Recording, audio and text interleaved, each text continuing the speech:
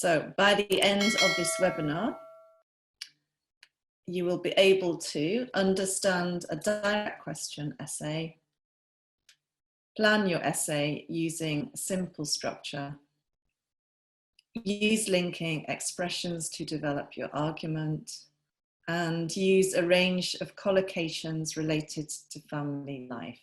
Okay, as I said, I will be asking little questions as we go through this, just to check everyone understands everything. So very easy question for some of you, but can you tell me what a collocation is?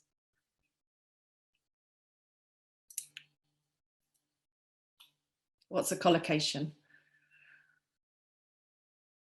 Yeah, word combination, Neo, that's right, words that fit together. Great. Okay, so a collection of words. So it's words that you often see together. I'm always stressing to my students that the best way to improve your English, to become more fluent, is to learn collocations or to learn chunks of words, okay? So you will improve much more quickly, I think. This is what I used to do. I used to live in Japan, and this is how I learned Japanese. I became quite fluent in a few years, but it was only from using this method, so I really recommend it.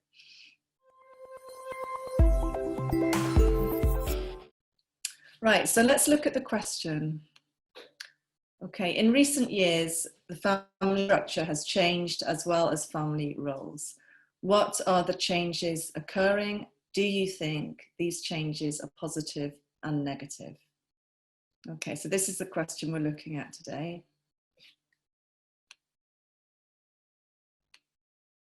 First of all, obviously, you need to read the question,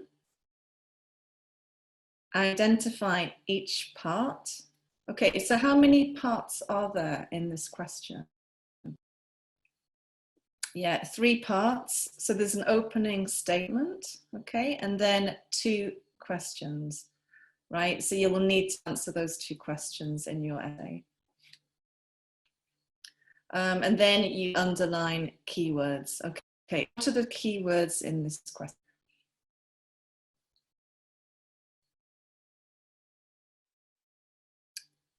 Okay, changes, yeah, family structure, family roles, yeah. Positive, negative, yes, let's just have a look. Okay, family structure, changed, family roles. What changes do you think? Again, changes, positive, negative. Okay, so as you can see, most of the words in this question are keywords. They're all important. Okay, and then you have to decide on your overall response. So you have to try and answer those questions briefly, and then you can write the essay. Okay, so there are 2 questions, as we said. The changes, so changes in family structure and roles. And, okay, sorry, I didn't mean to do that. I was going to ask you, what are the changes in family structure? So can you give me some changes in family structure and roles? Any kind of changes? So nuclear family, no extended family, yeah, fewer children, that's a good one.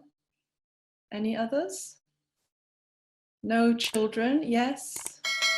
Yeah, single parent families, that's right. Working parents, yes.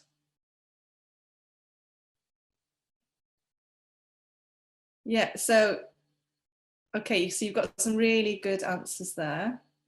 Right, so somebody was asking, I think it was Robbie, you don't understand the question. Okay, so basically, there's for this type of question, there's an opening statement, and then there are 2 questions that connect with that. Okay, so you have to answer those 2 questions. So this is for the first question. So what are the changes occurring? Right, so we're looking at that. So the one we came up with, okay, we have 2 questions, sorry, 2 changes here. Grandparents no longer live with families. So some of you were saying about the nuclear family, not the extended family. And then the other one, this is more about roles, okay? Women are much more likely to have a career than in the past, okay? Because this is another change, right? So that would answer the first question. And then the second one, do you think these changes are positive or negative? Okay, what do you think? Let's look at the first one with grandparents. Is that positive? It depends if you're a grandparent, doesn't it? So, okay, mixed answers, right? So if it's positive, you need to think why. If it's negative, why? Yeah, equality. Okay, less support. Yeah, so something like that. Let's just have a look. So we think it's negative because older people may become lonely and are unable to support their families. Okay, and then the second one. What about women are much more likely to have a career? Is that positive or negative?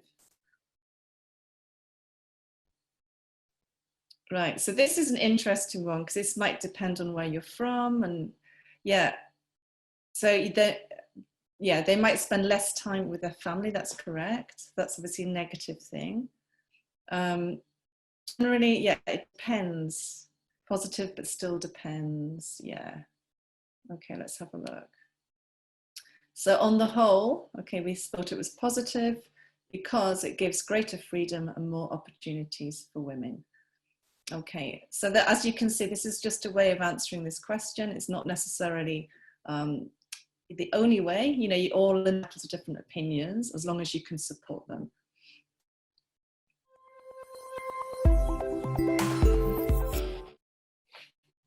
Right, so now looking at how you can plan your answer in a simple structure. Okay, so first of all, we have the introduction. What do you have to do first? Yeah, so this is pretty much the same for all these questions. You have to paraphrase the question first, and then what's the second part? Thesis statement, that's correct. What does the word thesis mean?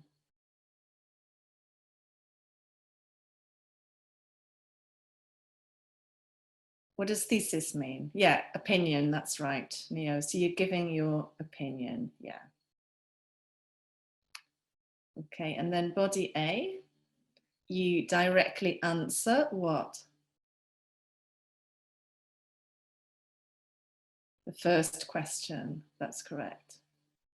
What's the second part?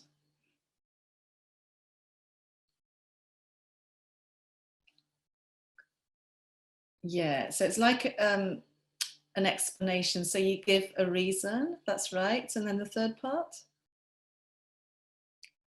Give an example, yeah. So most of the paragraphs follow this general structure, okay? So there's usually a reason and an example. Right, so think about body B.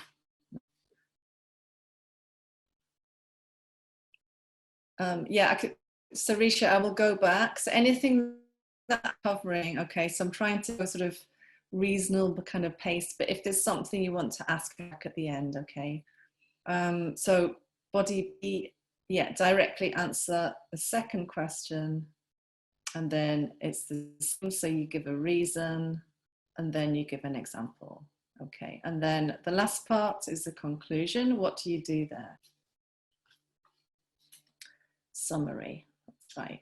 So you summarize your answers to both questions. Okay, so looking at that, it looks fairly easy, doesn't it? So because you've got two questions at the beginning, you just devote one paragraph to each question. Okay, so it's generally a full paragraph answer.